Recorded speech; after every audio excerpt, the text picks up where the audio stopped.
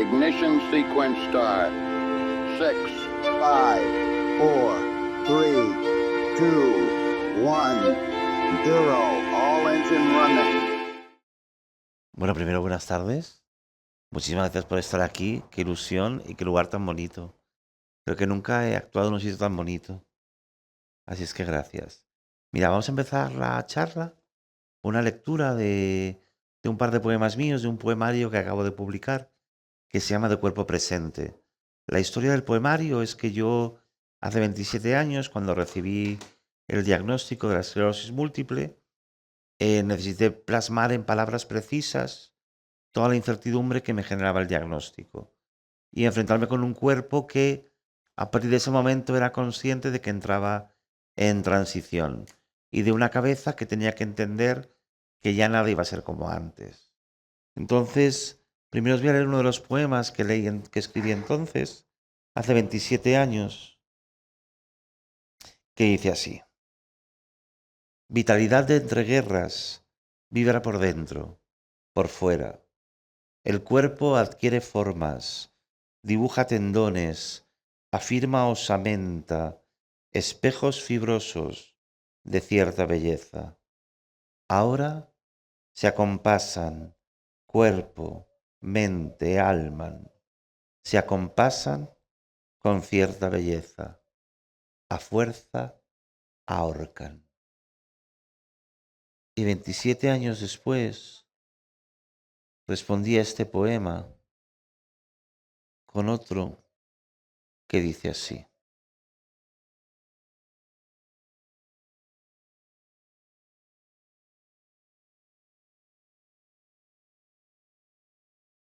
ahora, 27 años después, y prisionero de esta guerra cuerpo a cuerpo que me mantiene con vida, no hay página en blanco con que anunciar mi rendición. Todas llevan manchas de frases, versos, párrafos o signos de interrogación que se abren y se cierran, como cobijos que saben tan poco como yo. Me vuelan la cabeza y me aterrizan los músculos espásticos.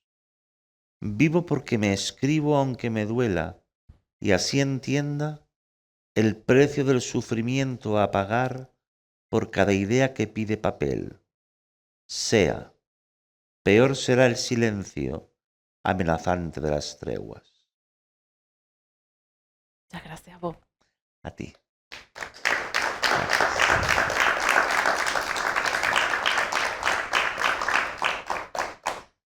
Hoy tenemos el enorme privilegio de contar con una de las voces más lúcidas, valientes y comprometidas del panorama cultural español.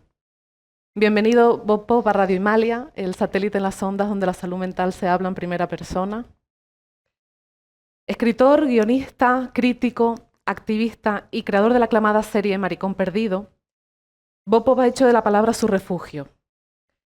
Con su obra literaria y audiovisual, como el poemario titulado De cuerpo presente, del que nos acaba de leer dos preciosos fragmentos, y con su presencia en los medios, ha desafiado muchas convenciones sociales, ha visibilizado realidades silenciadas y reivindicado, con humor y ternura, la complejidad de ser uno mismo en un mundo que muchas veces nos empuja a lo contrario.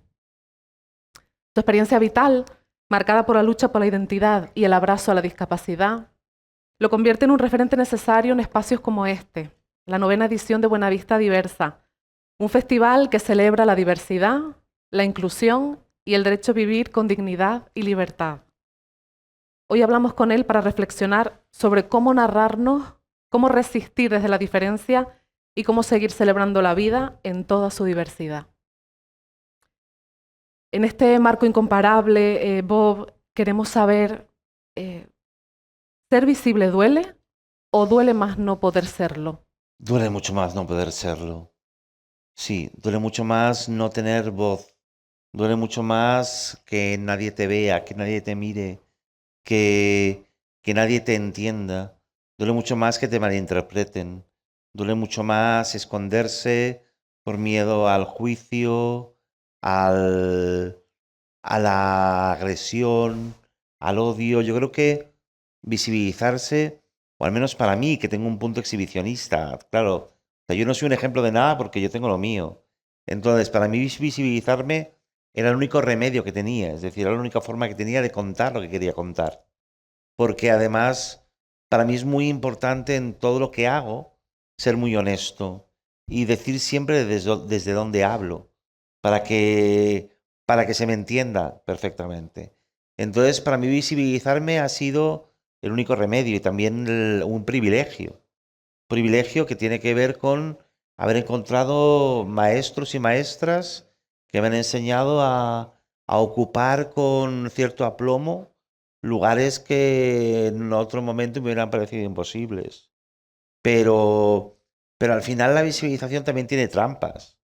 Tiene muchísimas trampas y claro que cada vez más siento que también hay quien utiliza mi visibilización para atacarme, para desprestigiarme, pero tiene que ver con el hecho de tener una presencia. Pero a mí ya no me duele, a mí me divierte muchísimo y sobre todo porque me permite que estar muy próximo a mucha gente.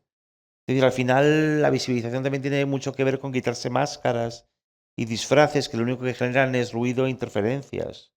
Entonces, cuando te visibilizas y además te visibilizas desde la verdad, que es lo más fácil, aunque haya que elaborar cuando haces un proyecto creativo o artístico, pero el material, la materia prima tiene que ser la verdad. Y, y el público, quien me ve, quien me escucha, quien me lee, yo creo que eso lo intuye. Y esa visibilización también me permite el contacto con muchas personas que me leen o me escuchan o me ven y de repente sienten que me conocen, me tratan como si me conocieran, pero es verdad que me conocen. Y gente que siempre que se me acerca a alguien a felicitarme por mi trabajo, o a comentarlo, o a decirme cualquier cosa, siempre tengo la sensación de que tengo mucha suerte porque trabajo para gente que me cae muy bien. Nunca se me ha acercado nadie que me diga, hoy soy muy fan tuyo, y diga, uff, te odio. No, y no es que porque sea fan mío ya le perdono todo, sino porque noto que es gente a la que me hace muy feliz estar hablando. Y un poco en esa visibilización de tu verdad, de mostrarte tal y como eres, eh, ¿crees que la cultura sigue siendo una herramienta de cambio? ¿Sigues apostando por ella o que se nos ha domesticado con series bonitas y hashtags vacíos? Claro, es que yo establecería una diferencia entre cultura y productos culturales. La cultura, claro que es un proyecto de cambio. Esto que estamos haciendo aquí es cultura. Es estar en un lugar público y hablarnos y escucharnos. Netflix es cultura. Bueno, Netflix sobre todo es un negocio.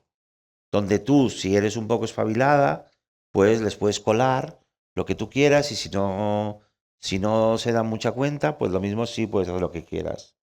Pero es sobre todo un negocio.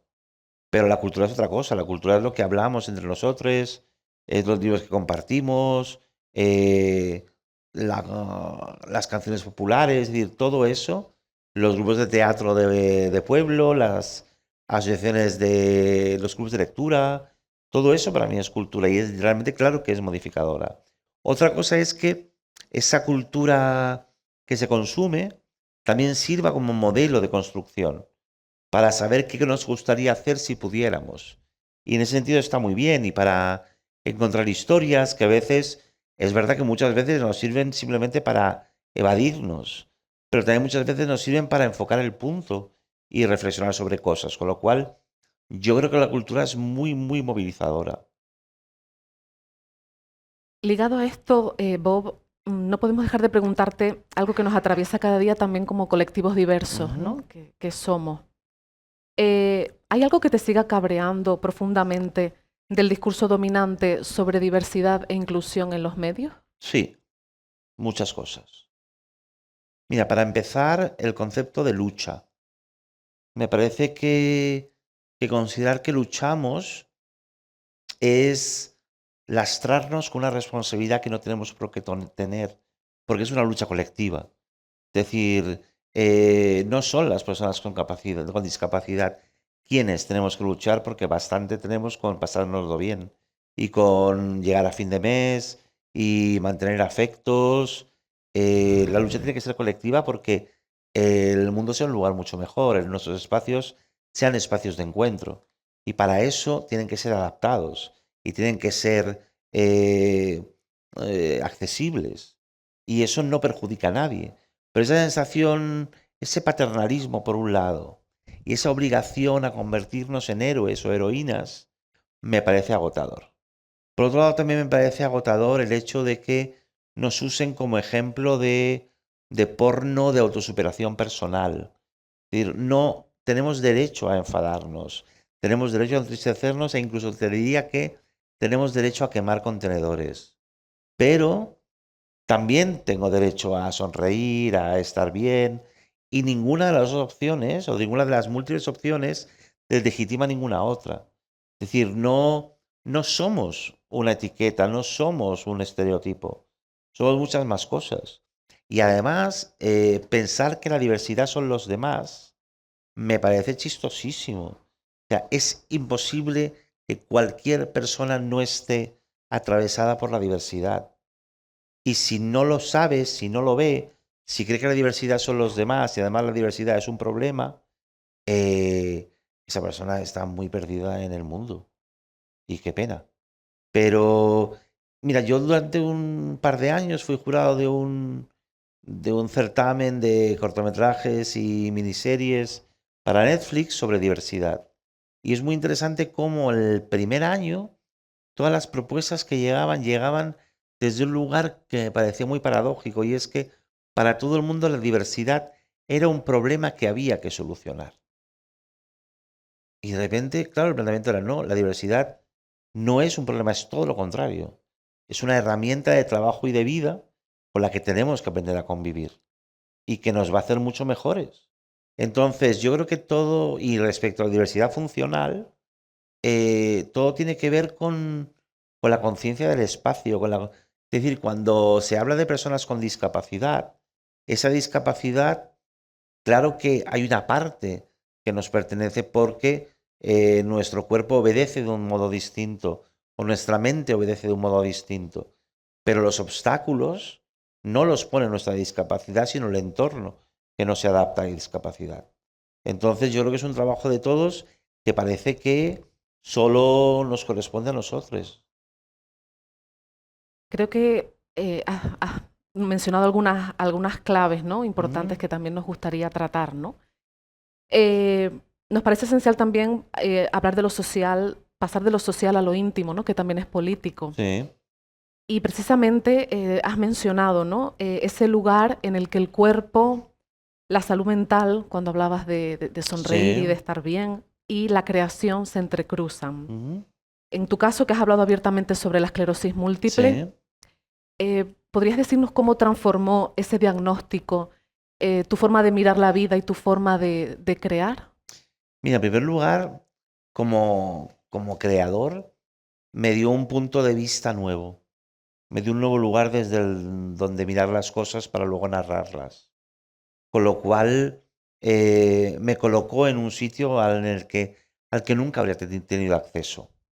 La enfermedad y el dolor y la discapacidad nos obligan a enfrentarnos al hueco que dejamos en el mundo cada día de una forma diferente, porque el vacío de mi cuerpo, las formas de mi cuerpo son distintas cada día según me levanto, con lo cual el mundo al que me enfrento también tengo que moverlo de una manera diferente, manejarme con él de un modo distinto. Entonces me obligó también a no dar nada por hecho, a, a no, a no permitir que sea el dolor quien mande, pero al tiempo también a respetar mis ritmos de descanso, de dolor, y también a asumir que no formo parte de un mecanismo de producción turbocapitalista, que tengo otros ritmos, que tengo otra mirada, que, que tengo el privilegio de la interdependencia, que no soy, que no soy alguien independiente ni autónomo, pero tampoco lo había sido nunca.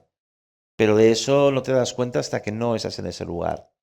Y entonces también aprendes a valorar esa capacidad de ser cuidado, ¿no? De aprender a ser cuidado. Y de mirar las cosas desde un lugar en el que entiendas siempre que estés donde estés y digas lo que digas, hay alguien que puede estarlo pasando muy mal. Con lo cual, eh, frente a estas personas que se autodefinen como políticamente incorrectos, a los que parece que cualquier reacción les da lo mismo, para mí es muy importante quién está al otro lado, porque he sido yo muchas veces. Entonces entiendo que lo último que puedes hacer para alguien que se encuentra mal es que se encuentre peor. Yo no he venido a cambiar el mundo, pero sí he venido a no empeorarlo, dentro de mis posibilidades. ¿Me acercas el agua? Por supuesto. Muchas gracias.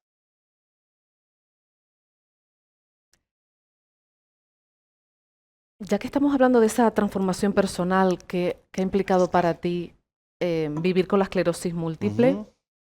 ¿qué importancia dirías que ha tenido la escritura como lugar de resistencia o de refugio para ti? Mira, para mí la escritura es sobre todo un mecanismo de pensamiento. Yo no sé pensar como... O sea, yo no sé sentarme en la butaca y decir, voy a pensar. No me sale. Me duermo, normalmente. Pero sí utilizo la escritura como un modo de búsqueda. De búsqueda del pensamiento preciso, de lo que está pasando por ahí. Entonces la escritura me ha servido sobre todo para encontrar hilos de pensamiento que tenía enmarañados y para ordenarlo, pero también me ha servido a la lectura de otras personas, pero sobre todo me ha servido como un mecanismo de orden mental y como una forma también de precisar un mensaje que quiero trasladar de un modo accesible, a la vez divertido en sus posibilidades y muy claro. Entonces sí, o sea, lo que pasa es que es verdad que a través del proceso de la enfermedad, la escritura para mí ha pasado de ser una actividad intelectual a ser una actividad motora, una actividad física. Y lo contaba en este poema, es decir, este dolor de la escritura.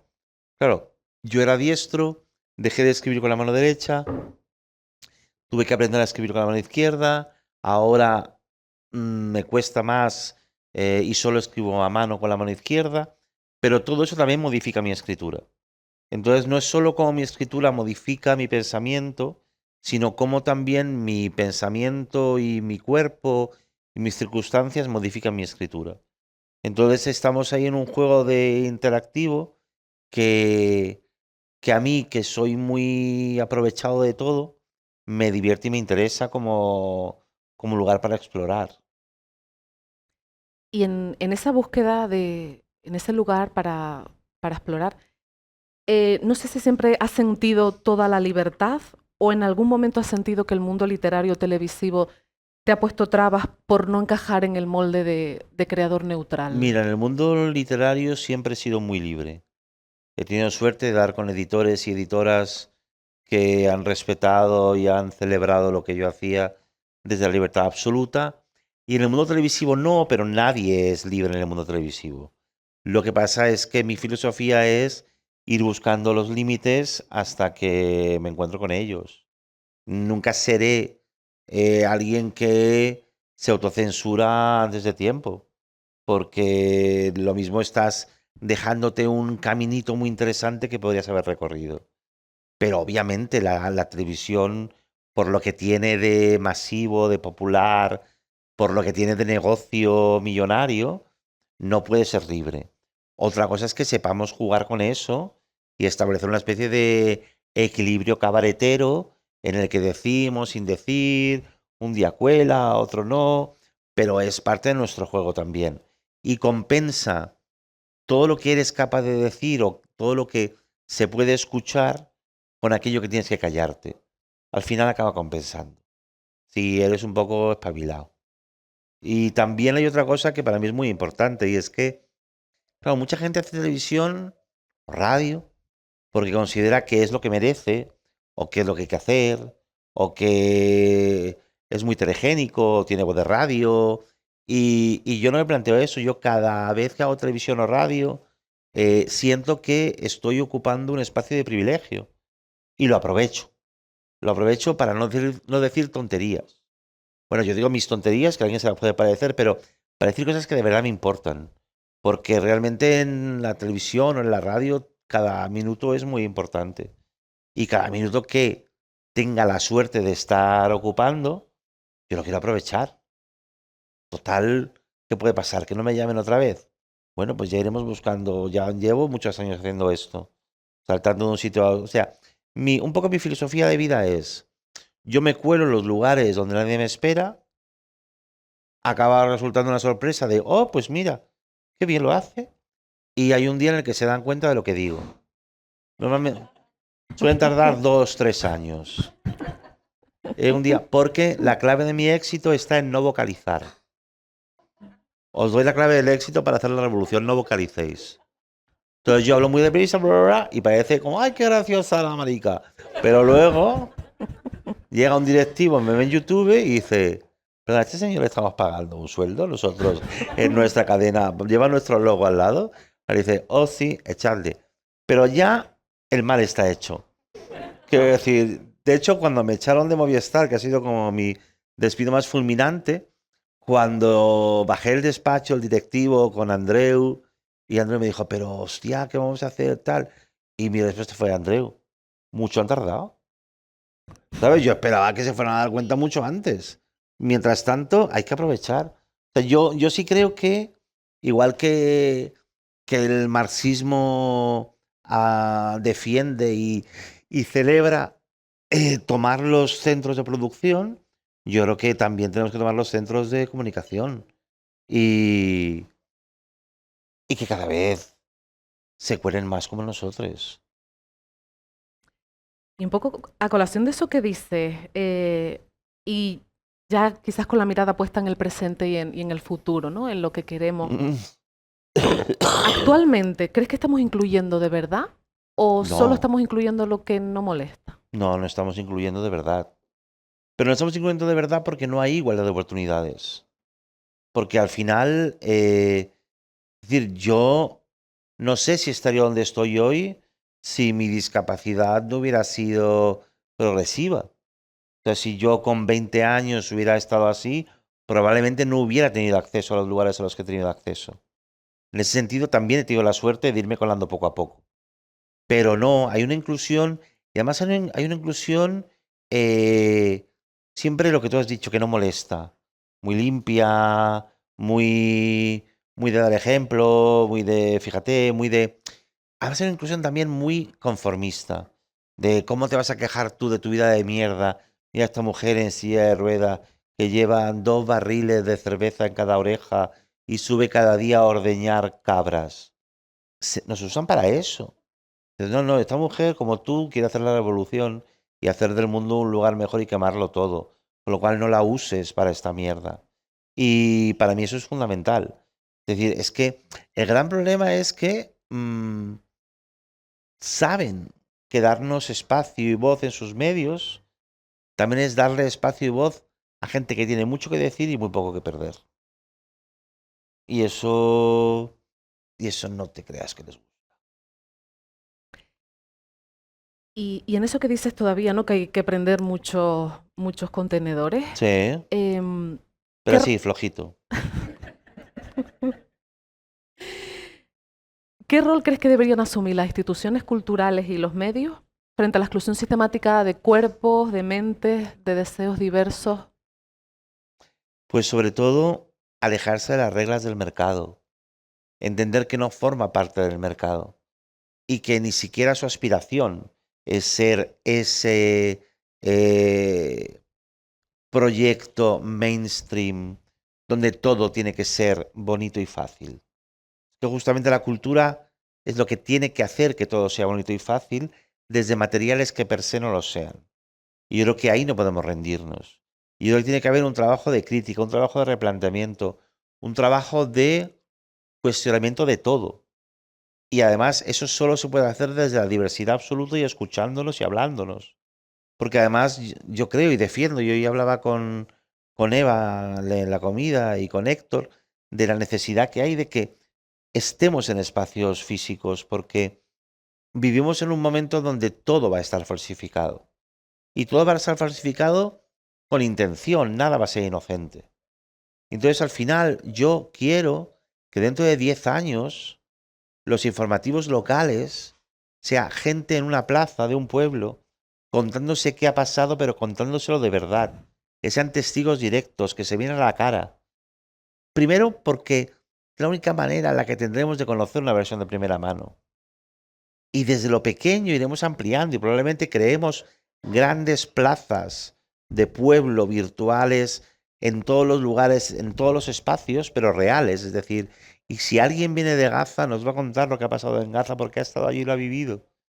Y, y nos lo va a contar porque necesita contarlo. Y yo creo que eso es fundamental en los pequeños proyectos culturales y no querer emular a los grandes monstruos culturales que además es que tenemos que entender, mira, cuando solo quieren dinero de nosotros, tenemos que entenderlo. Y tenemos que dejar de tener el síndrome de Estocolmo. Es como cuando un rico habla en la tele. ¿Por qué habla un rico en la tele? Porque te quiere sacar dinero. No hay más. Un rico no te habla porque le caigas bien, al rico le damos igual. Entonces, tenemos que entender, es decir, ¿por qué las escaletas de los informativos son lo que son? ¿Por qué no se hacen en los municipios talleres de publicidad, de manipulación, de quién son los medios de comunicación? ¿Por qué te cuentan según qué noticias? ¿Qué papel tienen según qué grandes multinacionales en todo esto? No es tan difícil de entender y tampoco vamos a tomar las armas porque no, pero sí vamos a aprender a, mira, confiar más en nuestros semejantes y menos en aquellos que nos quieren engañar y estamos viéndolo al revés. Confiamos más en los desconocidos y las desconocidas con sus bulos que en nuestro vecino de al lado. Yo lo que no quiero es que si alguien se sienta a ver a Ana Rosa Quintana, Satanás, y habla de menores no acompañados, la única información que tenga esa persona de menores no acompañados sea el bulo que lanza Ana Rosa Quintana. Yo quiero que mi sobrino tenga un amigo con el que va al cole y juega en el parque, que haya venido una patera y me cuente cómo es su colega y yo le conozca y haya ido a cumpleaños con él. De ese modo, el bulo que me lancen desde una televisión no va a poder luchar contra la experiencia vital que yo he tenido. Pero si cada vez nos reducen más las experiencias vitales y amplían la capacidad para generar bulos, estamos perdidos. Y estamos perdidos y al final cada vez confiamos menos en nuestros semejantes, que es de verdad el caldo de cultivo para el fascismo. Es como reapropiarnos, ¿no? De esa comunidad y de Es que ese es sentido fundamental, es que no es comunitario. reapropiarnos, es que siempre ha estado ahí. Lo que pasa es que le hemos dado de lado porque nos daba pereza y porque nos encerraron y porque por un montón de cosas. Pero yo creo que tenemos derecho a eso. Y saber quién vive en nuestro edificio y saber quién tiene un piso turístico y saber quién es un nómada digital y saber quién está ahí sudando la gota gorda para pagar el alquiler y todo eso tenemos que saberlo hablando con la gente, pero es que cada vez tenemos menos voz y cuando nos dan un poquito de voz y nos utilizan, incluso lo agradecemos. Pero no nos dan voz porque les interesa escucharnos, es porque luego venden anuncios de alarmas.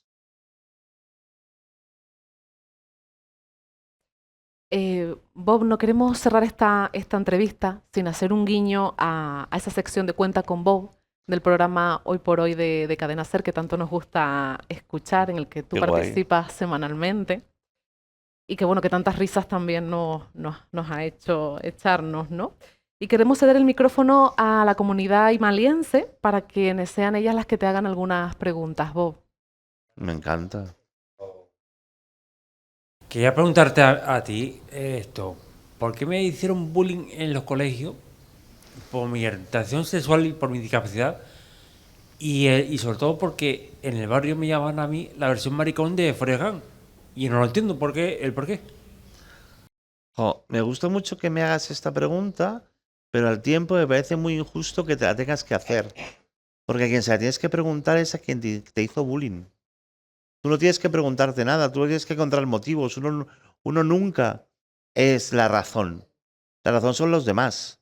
Entonces, no trates de buscar la respuesta, pregúntaselo a ellos y a ellas de por qué abusasteis de mí en un momento en el que yo era una persona frágil, vulnerable y distinto.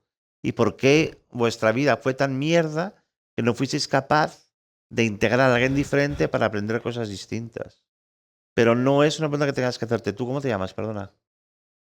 Fernando, no es una pregunta que te corresponda a ti responder. Que den la cara a ellos. Ya, Y que te que respondan. den la cara a ellos, ya, ya. Claro, porque esa pregunta se la tienes que hacer a ellos. Porque quienes hicieron eso no fuiste tú. Tú no hiciste nada para provocar ese bullying. Lo hicieron ellos en su cabeza, pues porque les daba rabia, porque era más libre que ellos, porque era gracioso meterse contigo y de repente era un buen chiste y eso les hacía ser más populares, o porque eran gente de mierda. Pero todo eso se lo tienen que preguntar ellos. Y ojalá se lo sigan preguntando igual que tú te lo preguntas hoy. La pena es que a ellos eso se les ha olvidado y a nosotros no. Eso es lo malo, que es que a nosotros se nos queda el trauma. Claro. Y Sí. a ellos se les pasa por los forros. Y Sí. eso es lo que pasa, que es que nosotros terminamos con ese trauma y tenemos que acabar con un psicólogo. Sí, que tampoco pasa Eso, nada por acabar. desgraciadamente, pero- Tampoco está mal acabar en un psicólogo. Y además, yo estoy en un CRPS y tengo una psicóloga y le cuento mis cosas. Claro. Y claro, eso es lo que pasa. Y gracias. A ti, por preguntar. Hola, Bob. Yo soy Raquel. Hola, Raquel. La pregunta mía no tiene nada que ver con esto, pero bueno, vamos a darle un tonito de otra cosa. Lo que tú quieras. ¿Tú qué me puedes decir por qué los hombres han perdido el romanticismo y el regalar los detalles a las mujeres? Ya lo dejas loco. No. Es que no lo sé porque a mí los hombres me siguen regalando cosas. Ay, fíjate. Pues nada, será cuestión de la diversidad entonces. Pues no lo sé. No te me vayas a ahogar. No voy a beber agua porque claro, me has dejado impresionado. Pues también porque las mujeres ya os podéis... Mira, una vez la madre de Cher, ¿sabes quién es Cher? La madre de Cher le dijo, Cher, tú al final acabarás casándote con un hombre rico. Y Cher le dijo, mamá, el hombre rico soy yo. Sí.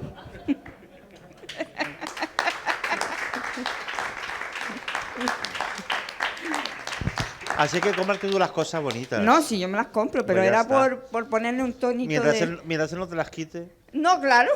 Ya Sí, es- porque después está el que te regala Claro. y viene a pedírtelo. Exacto, entonces mejor. Bueno, se nos ha pasado volando el tiempo. Oh, ya, a mí también. Bob. Pero tenemos que terminar porque tenemos que dejarte libre para que Ah, puedas para hacer otra continuar cosa, con, vale. con la ponencia de Oye, Buena me Vista ha encantado, Diversa. Claudio, de verdad. Y a nosotras tenerte por aquí. Muchas Yo feliz. gracias por tu valentía, por tu voz y por no renunciar nunca al sarcasmo como escudo ni a la ternura como bandera, que tanta falta nos hace Muchas hoy en día, gracias. ¿no? Nos despedimos con el deseo, creo que compartido, de que sigas escribiendo, hablando y viviendo como lo haces, con la libertad de quien ha aprendido a no pedir permiso. Muchas gracias, Claudia. Un placer. Un placer. Gracias.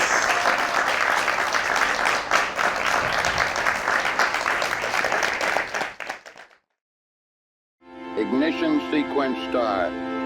6, 5, 4, 3, 2, 1, 0. All engine running.